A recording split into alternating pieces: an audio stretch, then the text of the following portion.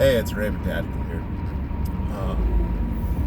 Wanted to kind of go over a little bit of a weird thing, and it's lost its news media because of the mass shooting things, but I wanted to talk about just kind of a philosophy behind the Area 51 raid, if you want to call it that. So, I mean, everybody at this point should know that it was kind of this one guy made this Facebook post or whatever, or Facebook meetup about raiding Area 51 and attacking Area 51. And they want to get all these people and storm it and go storm the base and find out what's there. And they don't think they can get them all. And while I believe that started out as a joke, and maybe it still is a joke, I think there's some truth to it where people think that, yeah, you know, they're not going to be able to get us. They're not going to be able to do this. Well, let's put it into a prepping form. All right. Let's think of this as your Area 51 is your base, your place of home. Now, these people found out you had food, shelter, weapons. You have secrets on how to live. Well, these are the same people who are going to go, well, you can't get us all. We're going to storm your Area 51. We're going to take it by force. Now, granted, these people maybe haven't put too much thought together. Why? Because for the logistics of it, you have to park pretty far out, and there's no way to get in, walking. The walking distance is several miles, and a lot of these people probably haven't walked a mile in their life. So you're going to see a lot of dead people who basically die on the way there from, thirst and then dying from stroking out. But it's the same concept. These are the same people who think they're entitled to what you have. Why? Because you have it, they don't. They want it. You obviously prepared. You obviously stocked up. You obviously have something they need to live. I mean, it's basic survival at this point. But at the same time, these are people who are planning on taking on a military base who's heavily armed and heavily resistant, heavily ready to go. And they don't show fear in it because they don't think there's going to be any consequence to the action. Because they don't think that they're going to get away with it because they have mass numbers. Now it's funny because it's the same thing that's going to happen here, right? So this same horde finds out that you're there, right? They're amassing. They're going up.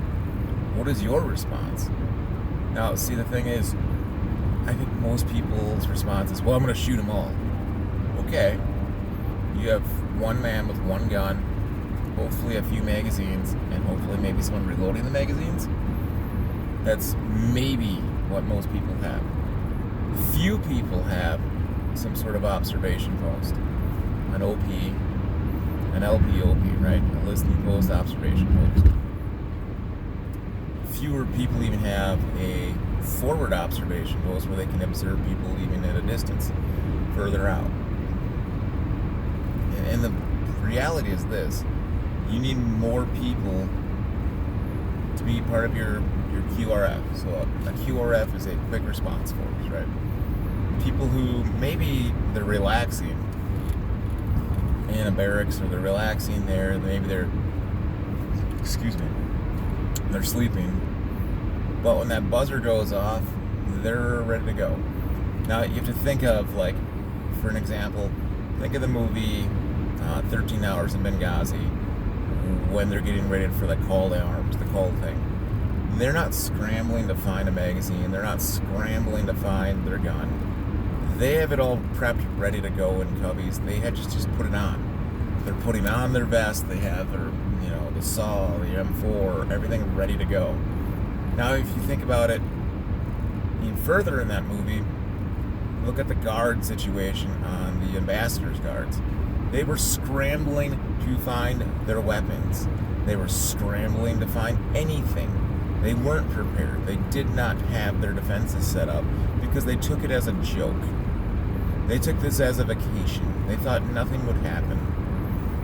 And they weren't prepared. They did not take it seriously. And then they got their pants had their pants down and caught completely off guard, and it was a shame. Granted, these people did fight, and they fought with the best of their ability, but they gave up a lot of edge where they lost. Now, which side do you want to be? Do you want to be the group that didn't take security seriously? They didn't take preparedness seriously? I mean, you can have all the food, silver, and gold, but if you don't take your security seriously and have the ability to fight back, you're done. I mean, I can't eat gold, I can't eat silver, I can eat food, but I can't kill you with food. Well, maybe if I'm cooking, but you need to take this seriously. You don't want to be the ambassador guards scrambling to find, where's my magazine, where's this, where's the aim-4, where's this. You want to be like those guys. You want to be like the 4 or 5 from 13 Hours in Benghazi. You want to be those guys. You want to be ready. You want to have your go equipment. So that, yeah, if your observer goes, hey, we got a mass of people coming down this road. Hey, they're at the barracks, or not the barracks, but the barricade. They're at the barricade, what do you do? Well, you know that it takes on foot maybe 10 minutes to do this, right? Well, let's do some math. The average person can walk about a mile in 13 to 15 minutes. So if you have it pushed out that far, cool. You got 13, 15 minutes to get in. And that's just walking. Let's just say this. One of our things that we did at one of the shooting schools, they always would start you out with this thing where they would get you to run out 100 yards and back. And then they would time it. They would time the 100-yard dash. And they would tell you, here's your 100-yard dash, and it would only take seconds, 5-10 seconds. And they're like, look, that's 100 yards, or 100 meters, and it only took you that long. Think of how fast you have to reload. Think about when you're reloading that. If you had someone at 100 yards, or 100 meters, which is a fairly good distance for shooting, for most people, you only have seconds to get the magazine and weapon gone back up after you're reloading. So again, practice. So yeah, when you think about your security and you think about how you're going to defend yourself, start using things like, in a real world example, use Area 51 as a prime example of why. Because while it's a stupid thing, and I don't think they're going to do it, the military will open fire. Like, there's not a doubt in my mind they would shoot you if you try to do that. And the military isn't good at police, so that's a whole other story for a different day. But what I'm saying to you is, come up with a good security plan, and it better be not, I'm going to fight from my doorstep with a loaded shotgun going, yeah, take my guns, mole and lay it right from here. No, you don't want to mole and lay it from there. You want to do it from your fortified post, your fortified observation post. You want to do it in a team. You want to do it where you're basically having fire support, and you have the ability to give hell back to these people. Because I can guarantee you, if you watch the 13 Hours in Benghazi, you take that first initial embassy attack, where they attacked a little outpost, and they won, essentially, easily won. But then they went and attacked the CIA outpost where those guys were. They got their asses handed to them. And forgive my language, but those guys got completely slaughtered by 4 to 5 people who were prepared, who were ready. And they took on an extraordinary number of numbers in that movie. And in the book, it's true. Like, the movie and book adaptation are very close. They took on a huge amount of force coming in there. And they didn't realize it. They assumed it was going to be as easy as it was attacking the embassy. And they were wrong. Because instead of attacking an embassy with untrained people or unprepared people, they got probably some of the most prepared people. People who were prepared with night vision. People who had security as their only way of life. Who ended up being able to shoot, kill, and communicate with ease. So yeah, let's use that as an example. And I want you to say, hey, this is the kind of person, or this is the kind of group we want to be. So if you have a meg group whose concept is, you have people in your group who want to cook, you have people who want to hunt, you have people who want to do this, but make sure that you have people who want to, forgive this, who want to be the killer. And not say who want to be the killer, but you're going to need people who are going to have that job and that role where security is vitally important. Where, yeah, you're going to be the guy that has to shoot someone. You're going to be the guy that has, at least gone through the training for the concept in your group where you go, let's filter things out.